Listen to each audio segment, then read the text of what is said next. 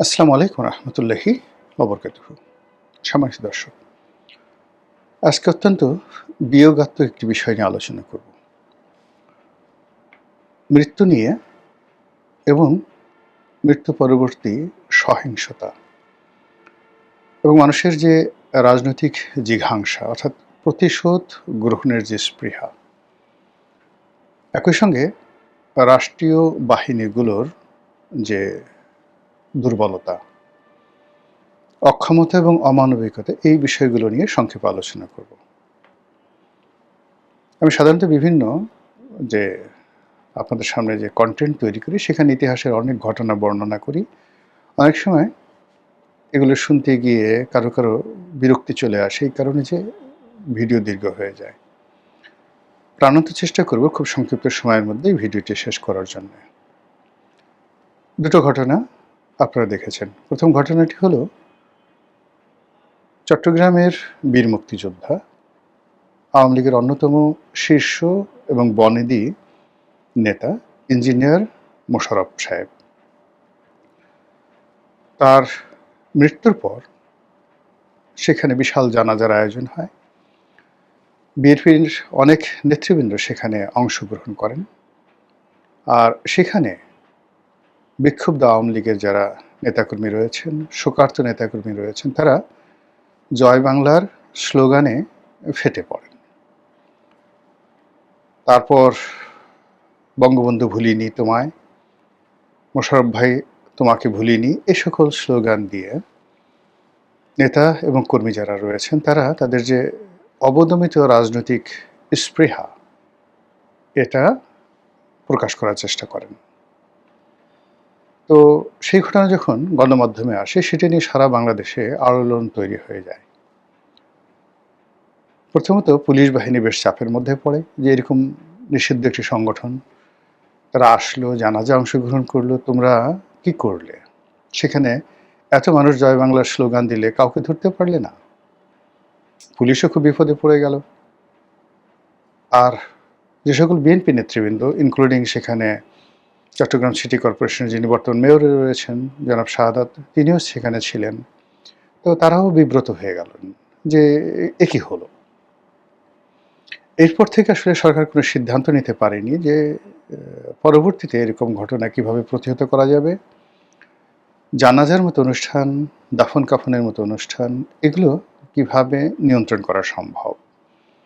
অন্যদিকে পুলিশের উপর একটা মনস্তাত্ত্বিক চাপ তৈরি হয়ে গেল যে এই ধরনের ঘটনায় যদি আমরা সরকারকে নিজেদের তৎপরতা দেখাতে না পারি তাহলে তার দাম থাকে না। এবং আমাদের বাহিনীগুলো সবসময় শক্তের ভক্ত, নরমের জম, তারা সবসময় সরকারের পক্ষে থাকে। আর সরকারের যখন পক্ষে থাকে তখন তাদের মধ্যে অনেক রবিন হুড তৈরি হয়ে যায়। অবস্থা দৃষ্টে মনে হয় এদের জন্ম হয়েছে মানে সেনাপতি রূপে, এদের জন্ম হয়েছে মহাবীর রূপে, এবং এদের পিতামাতা বীর প্রসূ। এখন এই সকল বীর যখন যে দল ক্ষমতায় থাকে তাদের তোষণ করে, আর যখন সে দল ক্ষমতা থেকে চলে যায় তখন তার এত দ্রুত পালিয়ে যায় নিরাপদে, নিভৃতে। আর এদের যারা নাটের গুরু থাকে বড় বড় পদে, এরা সবসময়ই জেলখানাতে পচে। আওয়ামী লীগ জমানাতে বিএনপির অনেকজন আইজিপি বা 111-এর সময় তারা জেলে ছিলেন। খোদাবাক্স চৌধুরী জেলে ছিলেন, কাইয়ুম সাহেব জেলে ছিলেন, আরও অনেকে। আবার এখন অনেকে জেলে আছেন, আর অনেকে জেলে যাওয়ার মানে জন্য মনে মনে ভয়ে আছেন, আর অনেকে জেল অ্যাভয়েড করার জন্য পালিয়ে বেড়াচ্ছেন। এই হলো বীরত্বের নমুনা। যাই হোক, সেই বীরেরা এখনও থেমে নেই। নতুন নতুন বীরেরা নতুন নতুন জায়গা দখল করেছে। তো সেই বীরেদের যে বীরত্ব, সেই বীরত্ব আমরা দেখলাম ধানমন্ডিতে। সেখানে বর্ষিয়ান আওয়ামী লীগ নেতা, কিংবদন্তি রাজনীতিবিদ তোফায়েল আহমেদ, তার প্রথম জানাজা অনুষ্ঠিত হলো ধানমন্ডির ঐতিহ্যবাহী তাকওয়া মসজিদে। তো সেখানে জনাব সাবির হোসেন চৌধুরী তিনি গেলেন এবং তাকে দেখে নেতাকর্মীরা, আওয়ামী লীগের নেতাকর্মীরা আবেগ আপ্লুত হয়ে পড়লেন। এমনি ধানমন্ডির যে এলাকাটি, ওটি আওয়ামী লীগ অধ্যুষিত, আর তাকওয়া মসজিদের পাশেই ৩২ নম্বর বঙ্গবন্ধুর বাড়ি, লেকের পাড়ে একদম। তো ওই এলাকাকে কেন্দ্র করে মানুষের আবেগ, তারপরে দীর্ঘদিন পরে তারা একত্র হতে পেরেছে। তোফায়েল ভাইয়ের মতো একজন মানুষ ইন্তেকাল করেছেন, আর সাবের সাহেবের মতো একজন ক্লিন ইমেজের নেতা সেখানে গিয়েছেন। বিভিন্ন সময় কথা হচ্ছিল ক্লিন ইমেজের নেতাদেরকে নিয়ে একটি রিফাইন্ড আওয়ামী লীগ তৈরি করা হবে। তো সাবির ভাইকে অনেক নেতাকর্মী ধরে নিচ্ছেন যে ভবিষ্যৎ আওয়ামী লীগের সভাপতি বা সেক্রেটারি। তো সেই অর্থে তাকে দেখে নেতারা স্লোগান দেওয়া শুরু করলো। আর এই পরিস্থিতিতে যারা আইনশৃঙ্খলা রক্ষায় নিয়োজিত ছিলেন তাদের ভয় লেগে গেল যে এটা যদি চলতে থাকে, সাবের সাহেব যদি নিজের মুখ দিয়ে জয় বাংলা উচ্চারণ করে ফেলেন, নেতাকর্মীরা যদি আরেকটু অগ্রসর হয়, তাহলে ওই এলাকায় যিনি দায়িত্বরত ডিসি রয়েছেন পুলিশের, ওই থানার যিনি ওসি রয়েছেন, ওখানে যে পেট্রোল পুলিশ রয়েছে, তাদের কয়জনের চাকরি থাকে আর কয়জনের যায়, এরকম একটা আশঙ্কা। অ্যাট দ্য সেম টাইম চট্টগ্রামে যে ঘটনাটি ঘটেছে সেই ঘটনা যেন পুনর্বার না ঘটে, এজন্য ওখানে হঠাৎ করে বীর সাজার জন্য বিপ্লবী পুলিশ বাহিনীর একটা অংশ দাঁড়িয়ে গেলেন। তারা বেধড়ক লাঠিচার্জ শুরু করলেন। জনা ৫০-এর মতো সেখানে গ্রেপ্তার করা হলো। অপরাধ, নিষিদ্ধ সংগঠন, নিষিদ্ধ স্লোগান জয় বাংলা কেন দেয়া হলো? ভালো কথা, ঘটনা সেখানেই শেষ। এরপর হেলিকপ্টারে করে লাশ চলে গেল ভোলাতে, জনাব তোফায়েল আহমেদের কর্মস্থলে, জন্মস্থলে। তো সেখানে নানা রকম বিরূপ প্রতিক্রিয়া থাকবে। দীর্ঘদিন রাজনীতি করেছেন, ৭বার ৮বার সংসদ সদস্য হয়েছেন। বর্ণাঢ্য সেই যে ৬০-এর দশক থেকে ধরুন ৬৫ থেকে ২০২৫ এই সময়টাতে তিনি প্রায় অ্যাক্টিভ ছিলেন। এই সুদীর্ঘ প্রায় ৬০ বছরের রাজনীতি, ৬০ বছরের রাজনীতিতে যদি প্রতি বছর ১০ জন করে শত্রু হয়, ৬০০ শত্রু তো হয়ে যাবেই। বন্ধু যারা আছে তারা তো খুব অল্প জনই বন্ধুত্বের কথা স্মরণ করে, কিন্তু শত্রু সবসময়ই যাকে বলা হয় সচল থাকে। এরপর এত বড় নেতা, তাকে কেন্দ্র করে নানা রকম দালাল, ফড়িয়া, আত্মীয় স্বজন এদের অত্যাচার থেকে, ফলে ভোলাতে তোফায়েল বিরোধী একটা বিরাট শক্তি ছিল। আর সেই শক্তিকে দমন করার জন্য তোফায়েল সাহেবের হাতুড়ি বাহিনী ছিল, এটা স্বাভাবিক ব্যাপার। কিন্তু সব কিছুর ঊর্ধ্বে ভোলাকে কেন্দ্র করে, বরিশালকে কেন্দ্র করে, বাংলাদেশকে কেন্দ্র করে, মুক্তিযুদ্ধকে কেন্দ্র করে, রাজনীতিকে কেন্দ্র করে তোফায়েল আহমেদের যে অবদান, যে আবেগ, এটা এই বাংলা কিয়ামত পর্যন্ত স্মরণ করবে। তো সেই অর্থে তোফায়েল আহমেদের লাশ যখন ভোলাতে গেল, যারা তরুণ তুর্কি বিএনপি, তারা বলল যে না, এই লাশ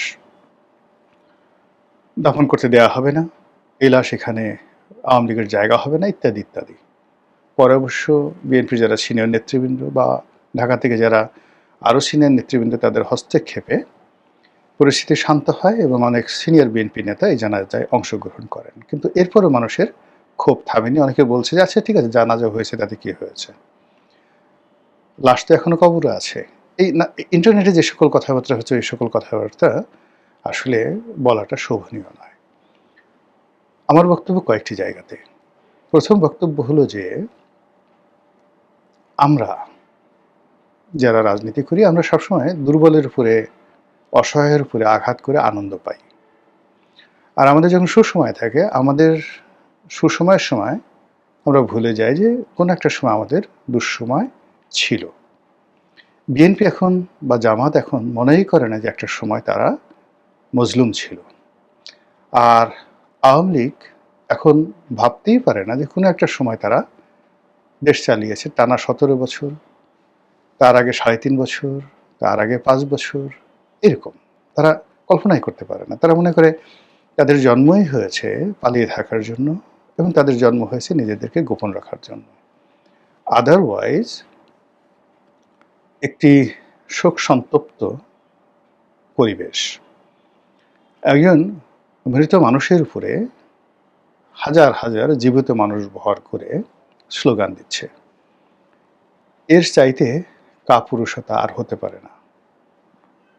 যদি সাহস থেকে, শক্তি থাকে, ৩২ নম্বরে যান, বঙ্গবন্ধু এভিনিউতে যান, প্রেস ক্লাবের সামনে আসেন। যেহেতু আপনারা জীবিত, আপনাদের শক্তি আছে, সামর্থ্য আছে, মুখে মাস্ক পরে ছবি তোলার জন্য ১০-১২ জন, ১০০-১৫০ জন, পিছনের আরও এআই দিয়ে একটা বিরাট, যাকে বলা হয় মিছিলের ভাব দেখিয়ে কলকাতার যে সকল লোক পালিয়ে আছে তাদের কাছে সেই ভিডিও পাঠিয়ে দিয়ে বাহবা নেয়ার যে চেষ্টা, এটা বীরত্বের লক্ষণ নয়। অন্যদিকে ধরুন, আমি আমার নিজের একটা অভিজ্ঞতা বলি। এক বয়স্ক মানুষ মানে ৬০ বছর তার বয়স, আর আমার বয়স তখন ৪০ বছরের মতো। তার সঙ্গে আমার খুব বাহা ছিল। তো সে আমাকে খুব দাপট দেখাচ্ছে। তখন বিএনপি সবেমাত্র ক্ষমতায় এসছে ৯১ সনের দিকে বা ২০০১-এ, যে কোনো একটা সময়। তো আমার মনে নেই ওখানে, যেহেতু বয়স বললাম ৪০। তো এনিওয়ে, তো সেই ভদ্রলোক ব্যারিস্টার আব্দুস সালাম তালুকদারের নিকটাত্মীয়। আব্দুস সালাম তালুকদার সাহেব তখন মারা গেছেন। তো তিনি তাকে বললেন যে, তুমি জানো আমি তোমাকে কি করতে পারি? তা আমি বললাম যে, তুমি আমার ঘোড়ার ডিম করতে পারো, কিছুই করতে পারবে না। কেন কেন কেন? প্লেনে বসে, সে ড্রাঙ্কার অবস্থায় ছিল। তা আমি বললাম যে, যে জীবিত মানুষ মৃত মানুষের বাহাদুরি করে, যে জীবিত মানুষ তার বীরত্ব দেখানোর জন্য মৃত মানুষের ইতিহাস বহন করতে হয়, সে অন্য একটা জীবিত মানুষের একটা পশম স্পর্শ করতে পারে না। তো ভদ্রলোক জ্ঞানী, লেখাপড়া জানা মানুষ, তিনি প্লেনে বসে আমার সাথে রাগারাগি করার জন্য যথেষ্ট মদ খেয়েছিলেন, কিন্তু আমার এই কথা শুনে একেবারে নির্বাক হয়ে গেলেন। এখানে ঠিক একই কথা। ইঞ্জিনিয়ার মোশাররফ সাহেব মারা গেছেন, তোফায়েল সাহেব মারা গেছেন, তাদের লাশকে সামনে নিয়ে, লাশকে ওসিলা করে আমার ক্ষোভ জানাতে হবে, বিক্ষোভ জানাতে হবে, এটা বীরত্বের লক্ষণ নয়। এই কাজ আওয়ামী লীগের যারা লোকজন করেছেন, ভুল করেছেন, আগামীতেও এই কাজ যদি করেন আরও ভুল করবেন। তাদের জন্য দোয়া করুন, তাদের জন্য কান্নাকাটি করুন, কোরআনখানি করুন, পরিবেশটিকে শোকসন্তপ্ত রাখুন। এটা হলো প্রথম পরামর্শ। দ্বিতীয় যে বিষয়, সেটি হলো যে, একটা মানুষ যখন প্রকৃতির স্বাভাবিক নিয়মে মারা যায়, তখন তার প্রতি শ্রদ্ধা জানানো, তার শেষকৃত্য অনুষ্ঠান করানো রাষ্ট্রের দায়িত্ব। আপনি এখন কাউকে পাড়িয়ে মেরে ফেললেন, কাউকে ক্রস ফায়ারে মেরে ফেললেন, কাউকে বিচার করে মেরে ফেললেন, সেটা আলাদা। কিন্তু প্রকৃতিগতভাবে আল্লাহর হুকুমে যারা এই পৃথিবী থেকে স্বাভাবিক মৃত্যুবরণ করেছে রোগ শোক হয়ে, রাষ্ট্র সেক্ষেত্রে তার শেষকৃত্য অনুষ্ঠান করতে দেবে, আয়োজন করবে, নিরাপদ দেবে, এটাই রাষ্ট্রের বিধান।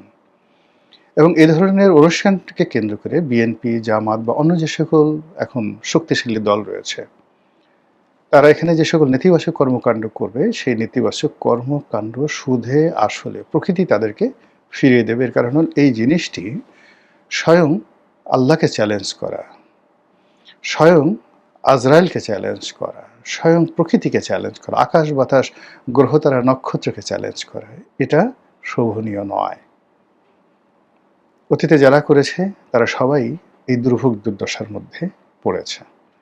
কাজে বিএনপির, জামাতের যারা নেতৃবৃন্দ, সবাইকে অনুরোধ করব যে, যদি আপনাদের খুব রাগ থাকে, যেমন তোফায়েল আহমেদ অনেকদিন হাসপাতালে ছিল, এই বাংলাতে আসলে লাশ কবর থেকে তুলে নিয়ে জীবন্ত পুড়িয়ে মারা হয়েছে। এই বাংলায় মসজিদের একজন পাগল, উন্মাদ পাগল, তাকে ভারতীয় রয়ের এজেন্ট মনে করে দিনাজপুর না উত্তরবঙ্গের একটা জায়গাতে ১০ থেকে ২০ হাজার মানুষ একত্র হয়ে জ্বলন্ত চিতায় পুড়িয়ে মারা হয়েছে। ফলে কাজেই আওয়ামী লীগের অনেক নেতা রয়েছে যারা জীবিত আছেন, আপনারা তাদেরকে বাসা থেকে ধরে নিয়ে আনেন, জেলখানা থেকে আনেন, বা ওই যে অন্য যে কোনো সময় আনেন, এনে আপনাদের রাগ দেখান, ক্রোধ দেখান। রাষ্ট্র পারলে ফিরাবে, না পারলে ফিরাবে না। কিন্তু একটা মানুষ মরে গেছে প্রাকৃতিক নিয়মে, বা আপনি তাদেরকে মারেননি, পাড়িয়ে মারেননি, এখন সেই লাশ নিয়ে বাহাদুরি দেখানোর কোনো, যাকে বলা হয়, যুক্তি নেই। মরহুম সালাউদ্দিন কাদের চৌধুরীর কবরে গিয়ে যারা দাপট দেখিয়েছেন, এই বাংলার একটা মানুষ তাদেরকে সমর্থন করেনি, কেউ তাদেরকে ভালো বলেনি। এবং যারা সেই কাজ করেছে, গিয়ে দেখুন কিভাবে প্রকৃতির অভিশাপে সেই একটা কবরকে লাঞ্ছিত করার কারণে তাদের রাজনীতি গেছে, পরিবার গেছে, ব্যবসা বাণিজ্য সবকিছু তছনছ হয়ে গেছে। এটা শোভনীয় নয়। থার্ড, পুলিশ বাহিনীকে বলবো যে বাবা এটা ছেড়ে দেন না, একটু মৃতের অনুষ্ঠান, এখানে যা কিছু হোক না কেন, কোনো মৃত্যুকে কেন্দ্র করে লাশকে সামনে নিয়ে মানুষের যে বিক্ষোভ, সে বিক্ষোভ কোনোদিন কখনো কোথাও সহিংস হয়নি। আপনারা দেখাতে পারবেন না। আপনার স্বাভাবিকভাবে একজন লোক মারা গেছে শোকবহ পরিবেশে, সেই লাশ সামনে এনে তারপরে সেই লাশ নিয়ে আপনি ধরেন যদি সবচেয়ে বড় যে মৃত্যু পুলিশের হাতে, এটা তো স্বাভাবিক মৃত্যু নয়, শহীদ মতিউর ৬৯-এর গণ অভ্যুত্থান। তো সেই শহীদ মতিউরের লাশ নিয়ে মানুষ গণ অভ্যুত্থান করেছে। মুগ্ধর মৃত্যু বা শহীদ আবু সাইদের মৃত্যু ২৪-এর গণ অভ্যুত্থান ঘটিয়েছে। কিন্তু স্বাভাবিক কোনো মৃত্যু এবং পরিণত বয়সের কোনো মৃত্যু, সেই মৃত্যু ব্যক্তির লাশ, সেটা বঙ্গবন্ধুর হোক এবার শেখ হাসিনার হোক, বেগম জিয়ার হোক, সেই লাশকে কেন্দ্র করে কখনো কোথাও কেউ সহিংসতা করতে পারেনি, পারবে না। ইতিহাসে এই ঘটনা ঘটেনি। কাজে এখানে পুলিশের বাহাদুরি দেখানোর কোনো কারণ নেই, রিজন নেই, আতঙ্কিত হওয়ার রিজন নেই, হীনমন্য হওয়ার কোনো রিজন নেই। এবং পুলিশ, ধানমন্ডি থানার পুলিশ যদি তারা নাকে তেল দিয়ে ঘুমাতেন, ওখানে হয়তো আর ২-৩ হাজার লোক বেশি হতো, স্লোগান হয়তো আর ১০-১৫ মিনিট চলতেন, সাবের হোসেন চৌধুরীকে ঘিরে মানুষ আরেকটু আবেগ প্রকাশ করতো, ওই পর্যন্ত, এর বেশি কোনো কিছু হতো না। কিন্তু এই যে সরকার একটা উদার রাজনৈতিক পরিবেশ তৈরি করতে চাচ্ছে, তো সেখানে কবরস্থান,